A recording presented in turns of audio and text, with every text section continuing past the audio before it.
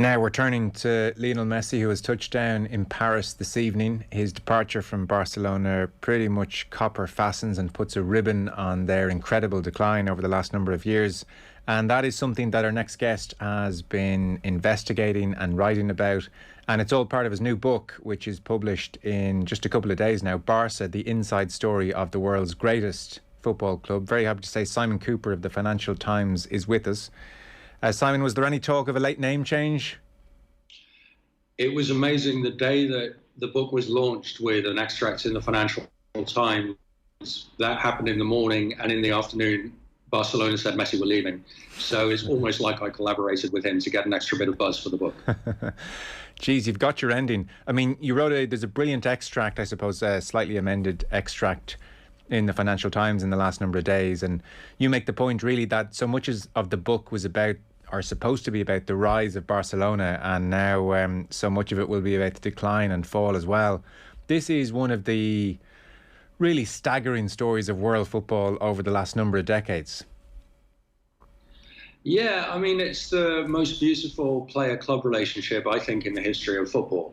I mean, he arrives age 13 as this undersized Argentinian kid who looks like a 9-year-old, and people are not sure he's going to be big enough to play professional football. And then he stays 20 years, he wins everything. As he said on Sunday, he's now leaving with his Catalan Argentinian children and his wife. He's grown from a child to a man there. And I think the Barcelona team of his peak years played the best football that I've ever seen, and maybe that I'll ever see. And so, you know, we're now focusing on the decline, but I think the rise to greatness and the beauty that they produce is a big part of it as well. And it's easy to lay into Barcelona now and say they messed up and they mismanaged, and it's all true, and they did. But they still kept the guy on board and performing for 15 years. That's never happened to a great player in the history of football before he and Cristiano Ronaldo did it. Yeah, fair point. It'll be interesting to see if that now is just a thing that all subsequent generations managed to do through better management of players, or if there was something very genuinely freakish about Ronaldo and Messi beyond the obvious talent. Can I then lead the charge into digging out Barcelona? Because, like I said, great piece in the Financial Times over the last couple of days. And you make the point that from 2015, that night in Berlin when they won the Champions League, you say almost invisibly the club has been in free fall ever since that night in Berlin in June 2015 when it won its fourth Champions League final in 10 years. And for a lot of us, it was invisible for quite a number of years. We really have to build this story around Josep Maria Bartomeu, who we've talked about in the show before, but his reign from 2014 to 20. He was initially a caretaker when Sandro Rosell stepped down, and then there were the presidential elections maybe a month after that Champions League win in Berlin, and I suppose the euphoria around the club, the sense of maybe gratitude, however deserved or otherwise, to Bartomeu meant he won the presidential election in a landslide. Now, what a lot of us looking in who keep a vague eye on the presidential elections at Barcelona wouldn't have realised is that Josep Maria Bartomeu knew very little about football or the football business. Yeah, I mean, it's a besetting problem at Barcelona that essentially a member of the local bourgeoisie gets elected president. There's only a kind of few men from high-class families who really can get into a position to be elected. And typically they haven't worked much in football before, and suddenly you're president and you're facing these sharks of agents, these players who are threatening to leave. And so you don't know what to do. You don't know how the thing works. And I feel bad attacking Bartomeu, partly because he was the guy who agreed to open the doors to the club to me and let me, go inside and speak to everyone. But yeah, I mean, he oversaw these terrible transfers. In 5 years, they blew over €1 billion on transfers, more than any other club in football spent in the period. And they bought players for enormous amounts, like Coutinho, like Ousmane Dembele, like Antoine Griezmann, who didn't perform. You know, when you buy a player for over €100 million, it should be a guarantee of quality. It wasn't. And so they ran through this money. They ended up with an aging team with the highest salaries in football. Because also the other thing that Bartomeu did is whenever Messi's dad, Jorge, came to him and said, you know, my son has a rolling contract. He's free to leave this summer. Maybe he'll leave if you don't give him more money. Bartomeu kept giving Messi pay rises. So Messi's pay trebled in the period that Bartomeu was president. And he ended up earning something like 125 million euros plus per season, salary plus bonuses. And that's about as much as a top-class team earns. That's about probably as much as the Liverpool 11 or the Bayern Munich 11 first teamers earn. And so it was just completely out of whack. And they, had the highest revenues in football for a while, and they just blew it. And then when the pandemic happened, there was no buffers. There was nothing left. And so now, they don't have two pennies to rub together. So, yeah, it was Bartomeu. But I think the biggest story behind it is that when you're number one, you get lazy, you stop thinking, and everyone else thinks harder. So clubs like Bayern, Liverpool, Manchester City overtook them. Some of the detail is fascinating. So, like, for instance, again, these are the appointments that don't stop the world or change the world, but the sporting director, Adonai Zubizarreta, he had signed Neymar, he had signed Suarez, he was sacked. Bartomeu went through 5 sporting directors across these 6 years. This is a club you mentioned that passed on Mbappe when he was young, that passed on Haaland when he was young.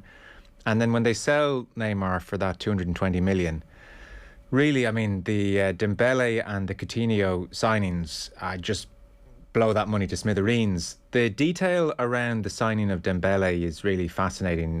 You might tell us about this. So this was in Monte Carlo. This is early in Josep Maria Bartomeu's tenure. So they're looking, obviously, to spend some of this money. They like the look of Dembele, and they go to Monte Carlo to meet with the agents. Yeah, they meet the Borussia Dortmund guys in Monte Carlo, which is, of course, the place that people from the football industry go to a lot, hang out in. So you go there in your private jet. And Bartomeu and this other official are about to go into the hotel room to negotiate with the Dortmund players. And I have this from brilliant New York Times reporting. And before they go in, they agree, okay, we're not going to pay more than about 80 million euros for this kid. We got 220 million for Neymar. We've got all these revenues. We're going to pay max 80 million for Dembele. And they hug. They go into the room, and the Dortmund guys say, listen, we're not going to hang around. We got a plane to catch. We're out of here in a moment. And you have to pay essentially double that if you want Dembele. Otherwise, goodbye, don't even negotiate. And so Bartomeu's there. He's new to the football business. What do you do? And he has all this money anyway. That's the problem of being number one. You've got money coming out of your ears. Why not spend it? And so he says to Dortmund, okay, yeah, let's essentially, we'll pay you what you want. And of course, any young player is a gamble. Dembele doesn't live professionally. He gets injured. And Mbappe, who they could have had that same summer for slightly less money, but they didn't even reply to the agent who was offering Mbappe to them for several days. You just, in a kind of very quick, random way, in the way that you or I might say, let's go to that restaurant. No, let's go to the other restaurant. And we make the wrong choice. They made the wrong choice without thinking it through very hard. Sometimes we on the outside think that the football business is very complicated and sophisticated and cloak and daggers, and sometimes it is. But often it's just a bit incompetent. Yeah, no doubt. So Dembele, huge mistake. 6 months later, 160 million on Coutinho, and there you have it. That's the Neymar money gone. Around that time, Messi's salary is growing exponentially, 555 million across 2017 to 21. And even somebody like Frenkie de Jong, who's a great player, and so you can't say he's a bad signing. But again, Barcelona here are in the habit of overpaying for these guys. Yeah, so I actually think, Frenkie de Jong, he's played about 2 or 3 months of Champions League, 2 or 3 months in the national team. He was just a sub at Ajax until a few months ago. Great if we can get 35, 40 million for him. They get lucky. Manchester City and Paris Saint-Germain are bidding as well. And they're not getting Barcelona to pay 75 million euros for him. I mean, he's a great player. And this is the peak of the football economy just before the pandemic.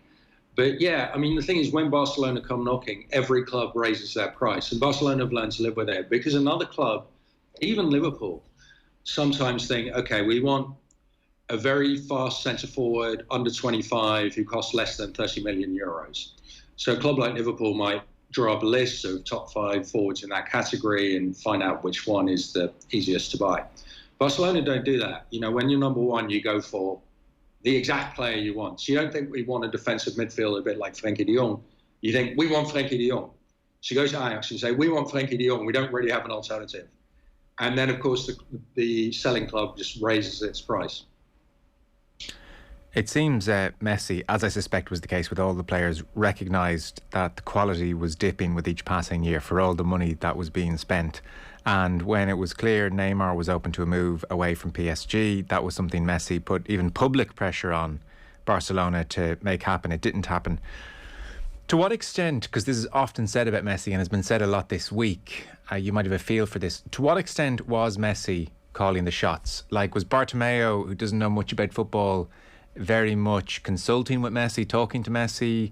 How would Messi let his demands be known? I mean, was he hanging out in the office, or was it, through up the grapevine, or his father Jorge? Tell us about the dynamic of Messi, quote unquote, calling the shots or otherwise at Barcelona.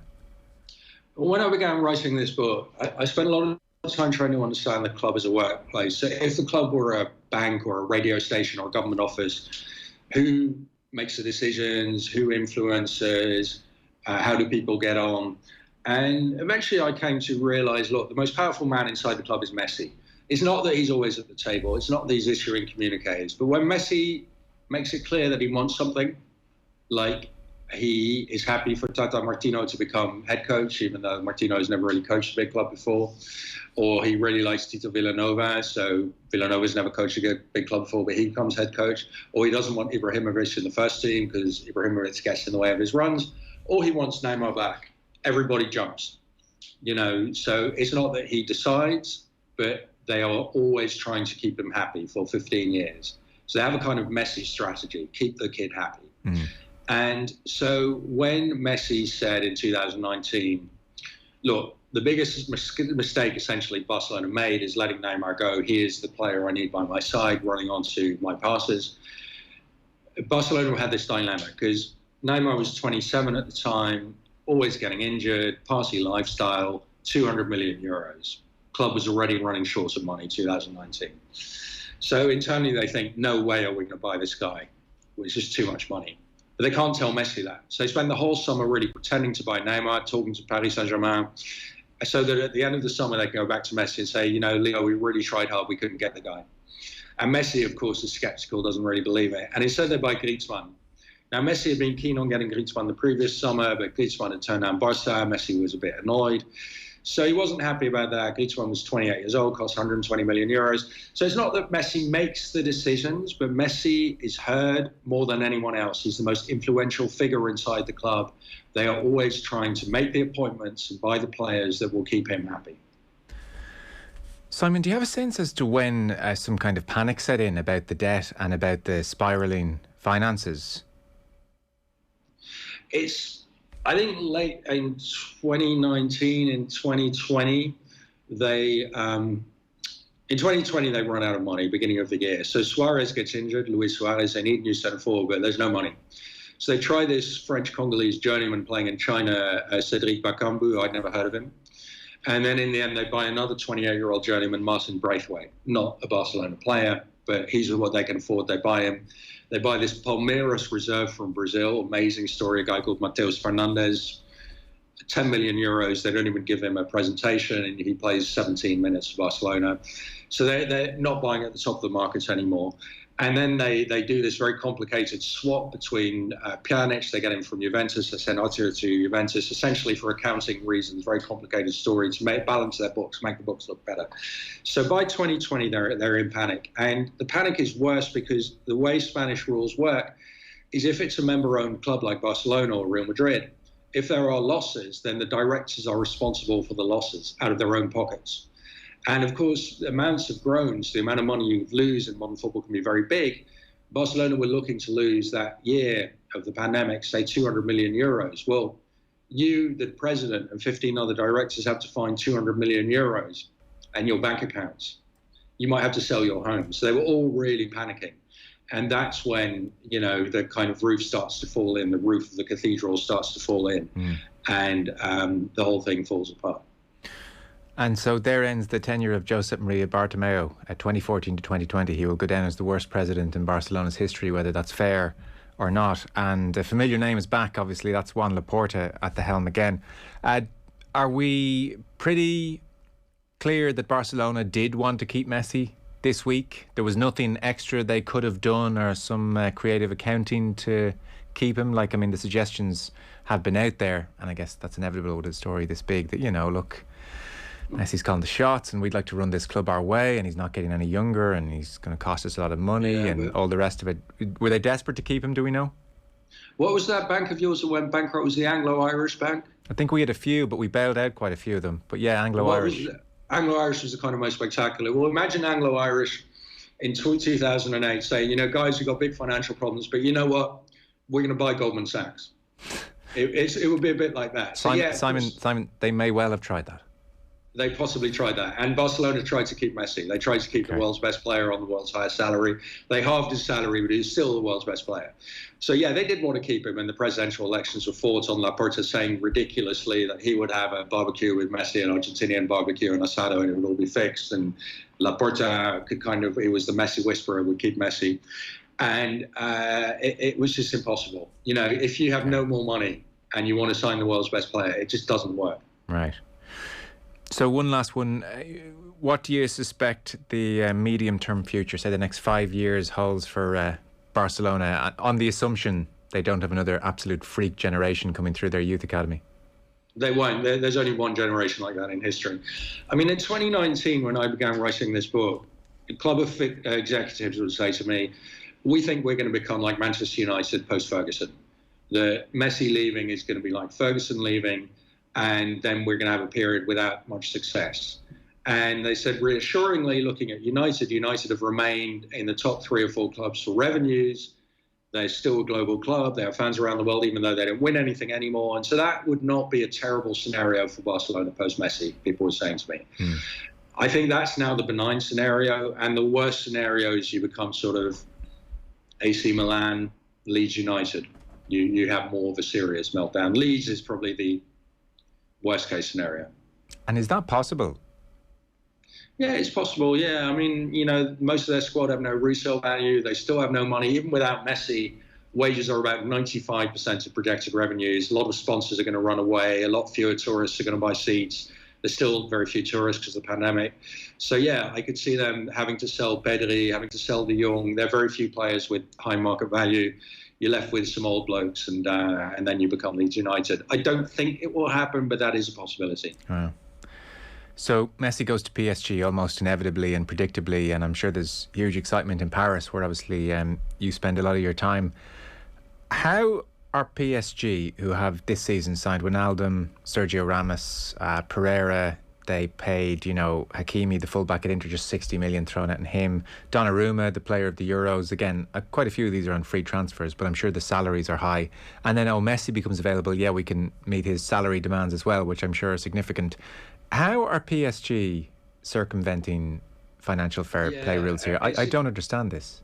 It's a good question. I mean, look, to be fair to them, as you say, you get Ramos, Donnarumma, the best young goalkeeper in the world, Wijnaldum, and the best footballer in the history of football, free transfers, €0 transfer fee. Not bad. Well done. You're paying Messi, they say, 35 million euros. So that's around a quarter of his Barcelona salary. Yeah, not bad. And to give PSG credit, their kind of squad players are not 35-year-olds without resale value like at Barcelona. A lot of clubs would like to buy players like Julian Draxler or Rafinha, or say Bernat, the left back. They're not. They have a lot of decent players, and so I think the plan is to get rid of 10 squad players who are all on high salaries as well, and you bring in 3 or 4 top players. They will get creative with financial fair play, but they've defeated UEFA on financial fair play before, and I think they're confident they can do that again with their lawyers in court. I was interested to see what the reaction in France would be. Would there be this sense of, oh, come on, this is just surely not fair, like how can we compete? And I was kind of surprised to see the general reaction in France, and you can inform me if it's true or not, seems to be, well, a kind of grudging understanding that PSG will probably win the league anyway. So suddenly now with Neymar, Mbappe and Messi, this is just phenomenal. And when these guys come to town, you're going to sell out your corporate boxes for treble the value if you want, and TV money's going to go, and rising tide lifts all boats. There doesn't seem to be this sense of, oh God, this is bad for the league or bad for competitiveness. There does seem to be a general reaction of, wow, this is amazing. I mean, a couple of things. There is a lot of envy and resentment of Paris Saint-Germain, but they have been the richest club in France for about a decade now, and kind of much bigger than anyone else. A couple of things. I mean, the Liga has never been one of the top leagues, as we know. So if you and I had been sitting here a decade ago and saying in a decade's time, the three best forwards in the world, who will be Messi, Neymar, and Mbappe, will be playing together at a French club, we wouldn't have believed it.